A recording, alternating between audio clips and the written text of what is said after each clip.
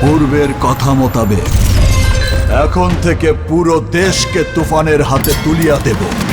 ওয়েক up to reality. Toofan. Raihan রাফিকে অনেক অনেক ধন্যবাদ, যিনি তুফান সিনেমার মতো একটা সিনেমা আমাদের বাংলাদেশের মধ্যে লঞ্চ করতে যাচ্ছেন। হ্যাঁ, অবশ্যই 7ই মে একটা টিজার লঞ্চ হয়েছে ইউটিউবে। বাইরে ভাই, যখন আমি ইউটিউবে ঢুকি তখন আমি টিজার দেখে অবাক, কারণ এটা হচ্ছে তামিলনাড়ুর মুভি নাকি বলিউডের মুভি নাকি হলিউডের মুভি, এরকম কোয়ালিটি অ্যান্ড গ্রাফিক্স ভাই আউটস্ট্যান্ডিং। ওকে ভয়েসটা রেকর্ড করে হয়েছে একদম মাইন্ড ব্লোয়িং, যে আমাদের বাংলার যে সিনেমাগুলোর যে ভয়েস আছে না, তার থেকে অন্য ব্যতিক্রম ভয়েস। সাধু ভাষায় কথা বলেন সাকিব খান। আর যখন চঞ্চল চৌধুরী বলেন যে তুফান আমি ভয় পাইছি, তুফান খুব ভয় পাইছি রে।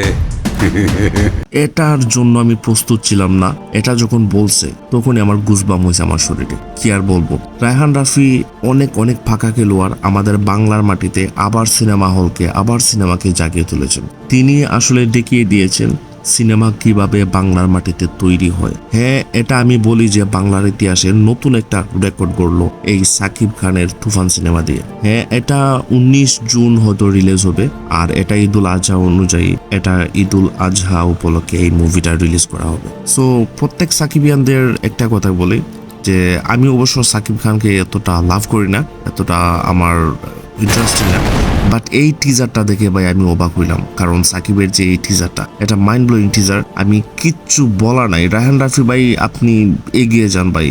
আপনার যে সুরঙ্গ ফিল্মটা অনেক অনেক অনেক ভালো হয়েছে, আর এই যে তুফান সিনেমাটা ভাই মারাত্মক ছিল। এটা সবাই এই প্রশংসা করে, কারণ আমি অনেক কলকাতার যে ইউটিউবার ছিল তাদের অনেক রিভিউ দেখছি ভাই। কি আর বলবো, সবাই একটু অবাক হয়, একটু কেন অনেক অনেক অবাক হয়েছে এই মুভির যে টিজারটা দেখে। সো আমি আশাবাদী।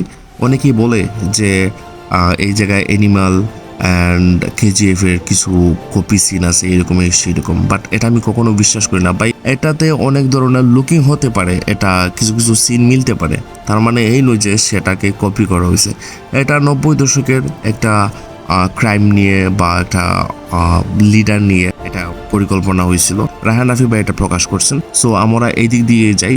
একটা টিজার লঞ্চ হতে ভাই 3-4 মাস সময় লেগে তারপর একটা টিজার মেড করতে হয়। সো এটা আমি মনে করি আমাদের যে যারা 30 সেকেন্ড বা 20 সেকেন্ড মুভিটা দেখি, টিজারটা দেখি, বলে দিছে এটা কপি, এটা কপি ভাই। এটা না বলে আপনারা একটু প্রশংসা করেন যে বাংলার সিনেমা ইতিহাসের নতুন একটা রেকর্ড করুন, তা আবার তুফান। সো আমরা একটা জানি যে তুফান যখন বছরে একবার আসে তখন সবকিছু উড়িয়ে দেয়। সো এটাই হচ্ছে তার প্রমাণ। রায়হান রাফি ভাই, আপনাকে অনেক অনেক ধন্যবাদ এই মুভিটা আমাদের উপহার দেওয়ার জন্য ঈদুল আজহা উপলক্ষে।